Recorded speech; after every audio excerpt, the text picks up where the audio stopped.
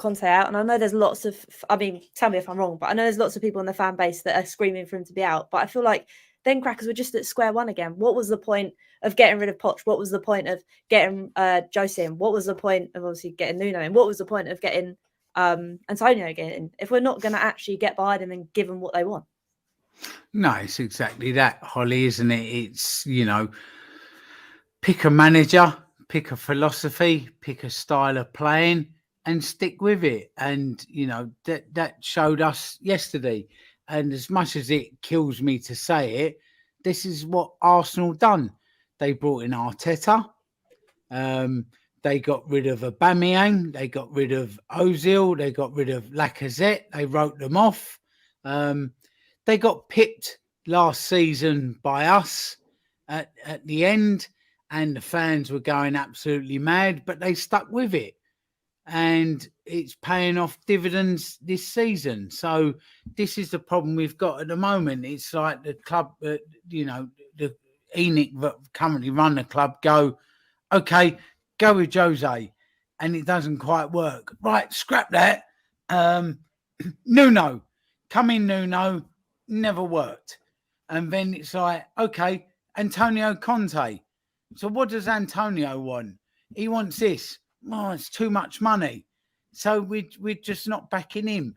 I just want the club to pick a manager with a philosophy and the board to back them over 4-5 years, because Arsenal were all over the place for the last 3 seasons since Arteta came in, but building and building and building and held their nerve even when they got, horrendous stick for where they was and what they was because they could see it coming.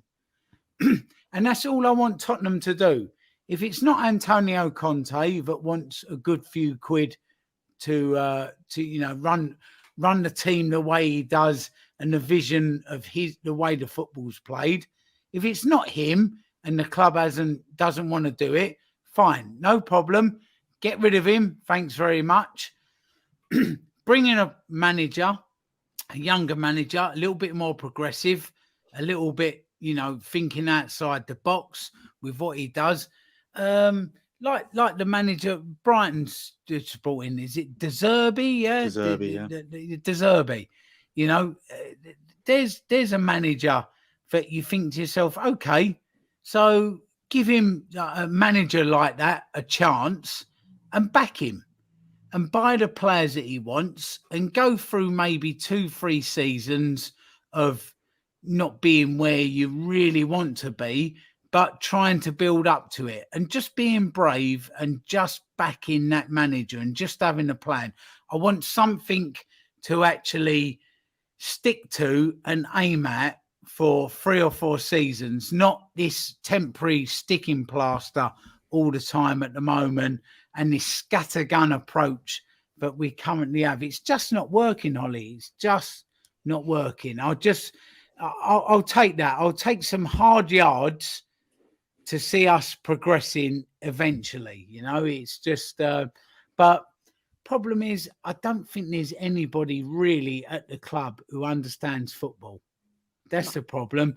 I think they understand building flats and building cinemas and building a stadium that's for multi-use and this and that. And, that's the problem we've got at the moment, that they've got a great understanding of business, but not football. Agreed. So, and I think that is the most annoying thing. That's currently where we are. Mm-hmm. And I think that's the thing where we're all kind of like, what is the point supporting our team if A, they don't want to turn up, B, they're not getting the tools to be able to turn up? It's just an absolute mess. And I think, George, coming to you, I think that's where I'm kind of at the moment. Obviously, I know I don't want Conte sacked, but I'm also sat here thinking, if they're not going to invest in Conte, what is the point? Do we just restart again? But then we've restarted. We've tried that with Pochettino and we sadly didn't win anything. And it's just always in this stalemate all the time. Yeah, for me personally, I want Conte to be here. Conte is an absolute winner. And you got to remember as well, when he did it for Inter, they had over a decade of not winning the league. And he came in and it wasn't even that much money that he spent there. He just had an absolute clear vision of these are the players I need to make this team a winning team. And he must have an idea of that for Spurs as well. And for some reason, we're not bringing in those players. We're bringing in second bests. Like, wanted Bastoni in the summer. We've got Longley on loan. It can go on forever talking about that. But I think if we were to get rid of Conte to then say, let's just start again and start a new project, we're looking at least another 6-7 year project. Because for one, Kane's going to be gone without Conte. You saw how much he praised Jose before. He clearly just wants to work with elite managers, especially being at the end of his career. So that's Kane gone. All right, you might get money to rebuild there, but let's be honest. Are you going to replace Kane? No. You're going to have to probably find a different system of 2 to 3 players that makes up for the goals that Kane created, especially if Son's maybe on this downward trajectory. We don't know. He might come back, hopefully. It's a big challenge for whatever manager comes in next, which then means, guess what? You have to spend a lot more money bringing in completely new players to play a completely new system. So while you have the winning manager here at your club, and you clearly have a few pieces of the puzzle that are working well, your Romeros, your Perisic for now, but with Destiny Udogie coming in, who Conte obviously wanted as a younger player coming through, Kulusevski, Bentancur, Kane, hopefully Son again. Like, we've got a few pieces that work. It's just filling out the rest. And I feel like you're better off investing the money doing that than inevitably over the next 6, 7, 10 years, spending a lot more trying to build this completely new team and making up for the goals that you're going to lose when Kane goes.